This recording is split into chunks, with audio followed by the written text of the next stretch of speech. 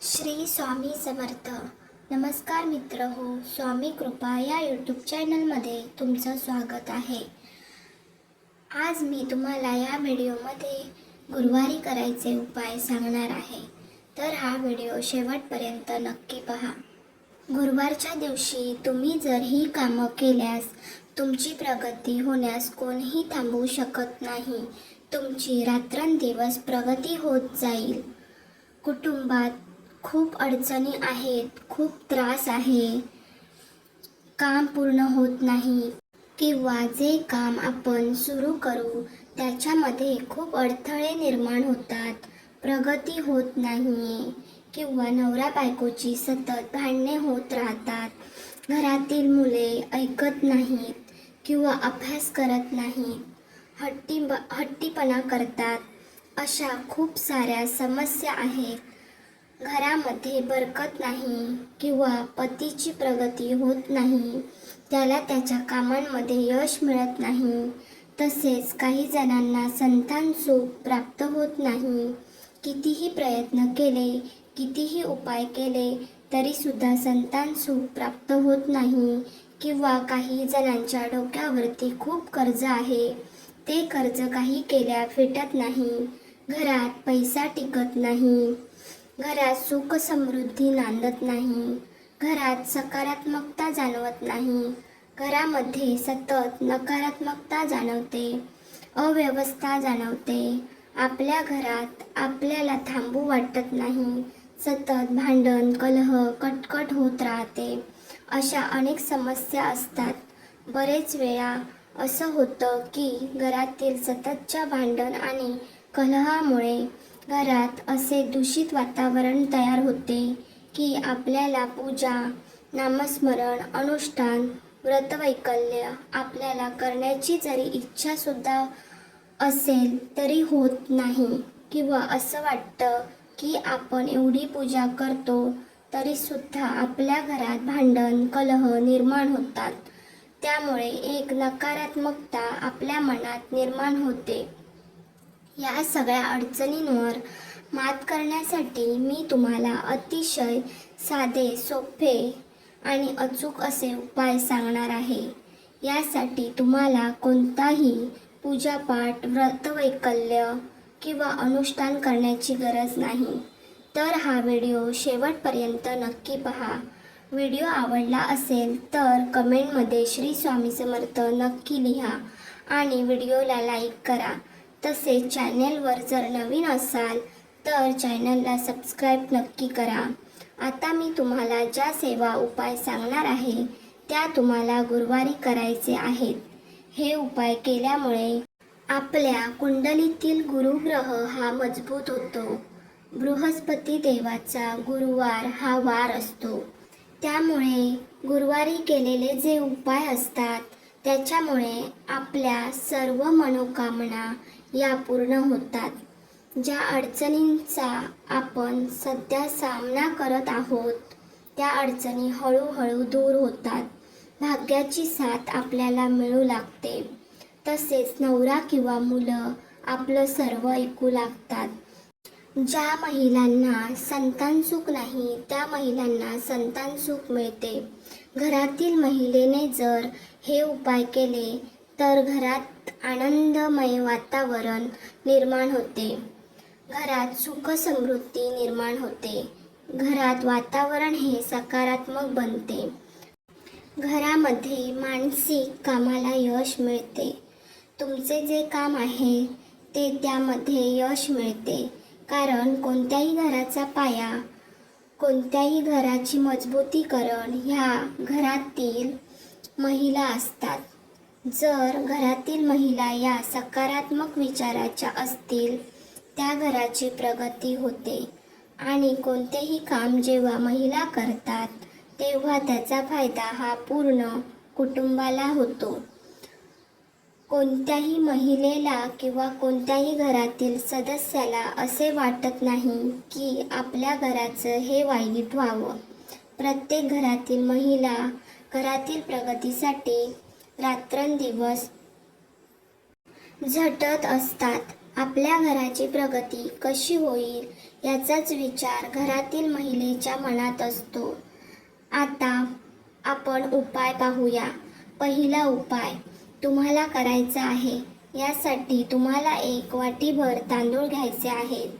त्या वाटीभर तांदळामध्ये थोडीशी हळद आणि थोडे पाणी मिक्स करून ते तांदूळ आपल्याला पिवळे करायचे आहेत.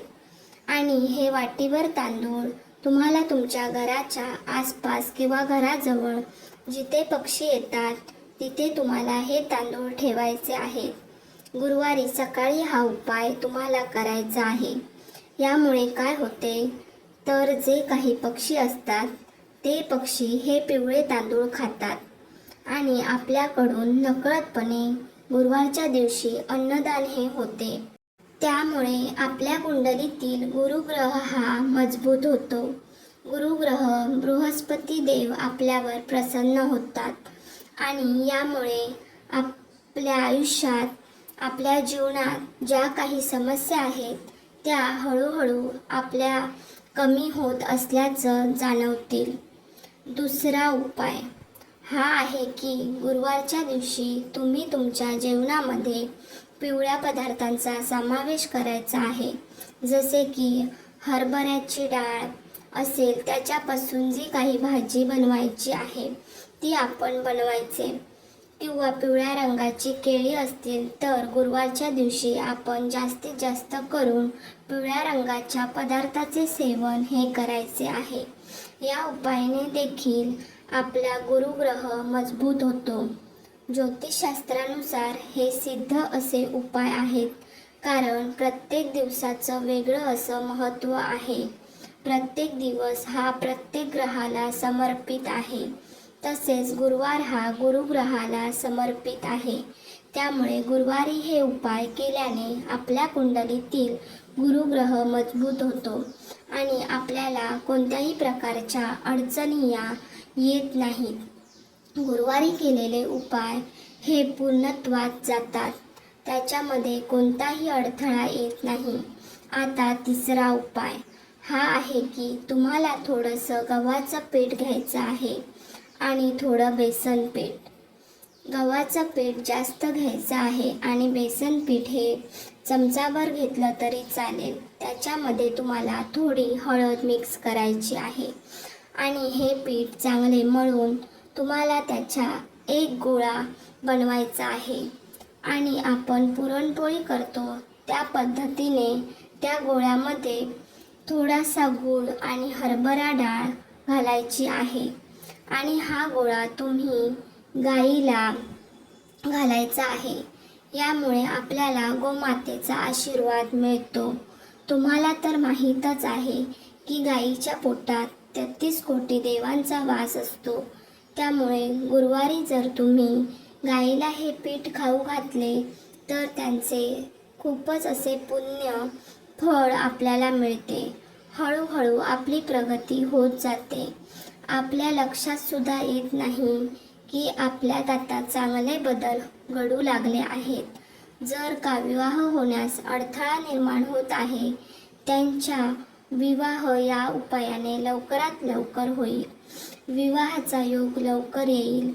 चौथा उपाय गुरुवारच्या दिवशी तुम्हाला अंघोळीच्या पाण्यात चिमूटभर हळद टाकायची आहे आणि त्या पाण्याने तुम्हाला अंघोळ करायची आहे.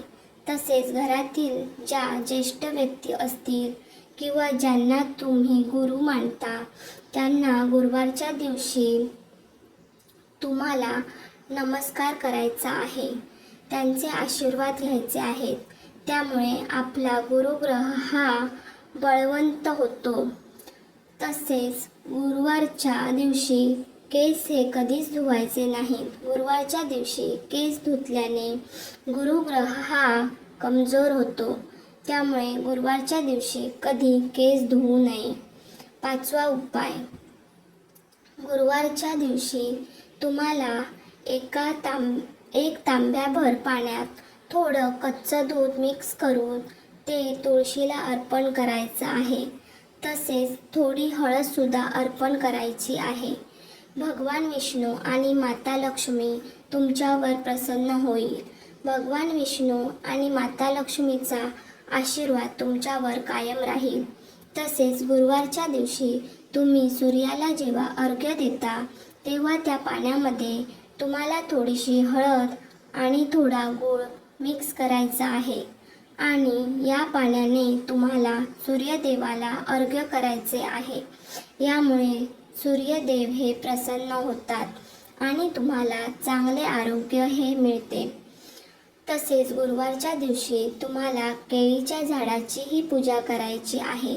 जर तुमच्या घराजवळ केळीचे झाड असेल तर गुरुवारच्या दिवशी त्या झाडाची पूजा ही नक्की करा, कारण केळीच्या झाडांमध्ये भगवान विष्णूंचा वास असतो आणि जिथे भगवान विष्णू असतात तिथे माता लक्ष्मी असतेच. गुरुवारच्या दिवशी तुम्हाला केळीच्या झाडाला थोडीशी हळद मिक्स करून पाणी अर्पण करायचं आहे. यामुळे सुद्धा भगवान विष्णू आणि माता लक्ष्मी प्रसन्न होतात आणि त्यांचा आशीर्वाद आपल्यावर कायम राहतो. सुख समृद्धी राहते. ज्या काही अडचणी असतात त्या हळूहळू कमी व्हायला मदत होते. तसेच गुरुवारच्या दिवशी थोडेसे चंदन आणि हळद मिक्स करून त्याचा टिळा आपण कपाळावर लावावा. यामुळे भगवान विष्णू देव प्रसन्न होतात आणि गुरुग्रहही मजबूत होतो. गुरुवारच्या दिवशी थोड्याशा पाण्यामध्ये हळद मिक्स करून हे पाणी तुम्ही तुमच्या घरात शिंपडायचे आहे. यामुळे तुमच्या घरातील जी नकारात्मक शक्ती आहे, ती काही निगेटिव्ह शक्ती आहे, ती निगेटिव्ह शक्ती नष्ट होऊन घरामध्ये सकारात्मक वातावरण निर्माण होईल. तसेच तुम्ही गुरुवारच्या दिवशी तुमच्या उंबऱ्याला हळदीचे लेपनही करू शकता.